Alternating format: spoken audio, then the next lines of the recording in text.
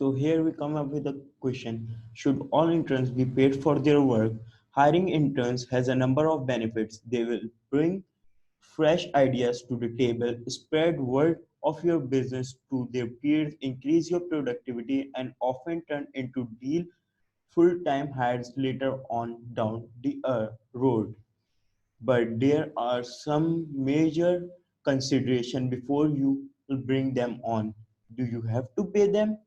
After all, maybe you are on a tight budget, or maybe you know other companies in your area or industry that don't pay their interns.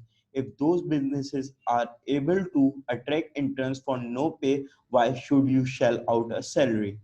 If you take the question to Google, you will be faced with hundreds of results, many of them opinions prepared with phrases like slave labor or don't be cheap.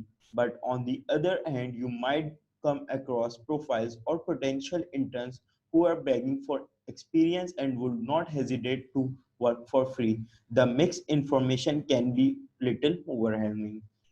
After all this discussion on internship, it has been confirmed deciding whether or not to pay interns is not an easy task.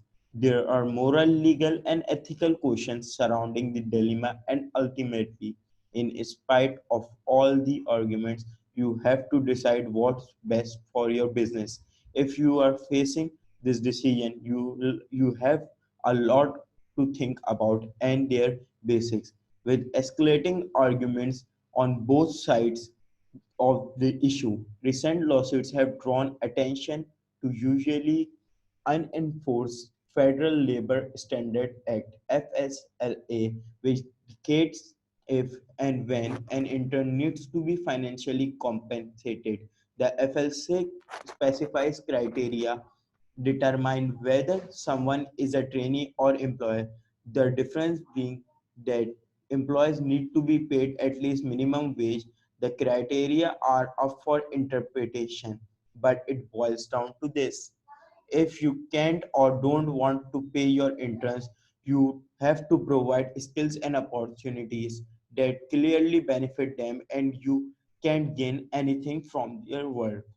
If an intern initially agrees to work without compensation, you are not in the safe zone. If you and your company benefits from his or her work, in the end, he or she has grounds to sue. Aside from avoiding a lawsuit, there are other significant benefits to paying your interns.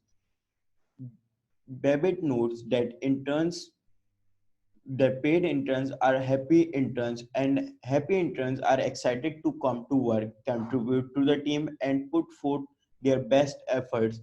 Happy interns also say nice things about your company with such enthusiasm for your business. These brand ambassadors can sell your culture to their friends, to their social, to their communities, your potential future hires, ultimately saving you in recruitment and headhunting costs. And by paying them, you will gain interns with greater flexibility because you won't be limited to the students who can only work as per- 5 hours per week in between and their paid part-time job. That means they will have more flexible time to work for you. That's why you hired them in the first place. While if you don't pay them, you have number of you get number of interns free of cost, and they will work for you and they will save you a lot of money, but it's unbeneficial for you because they have many disadvantages. In the end, I want to say that paying an interest is more beneficial for us in every aspect, such as in laws, in marketing, and for making them beneficial for our business instead of not paying them. Thank you.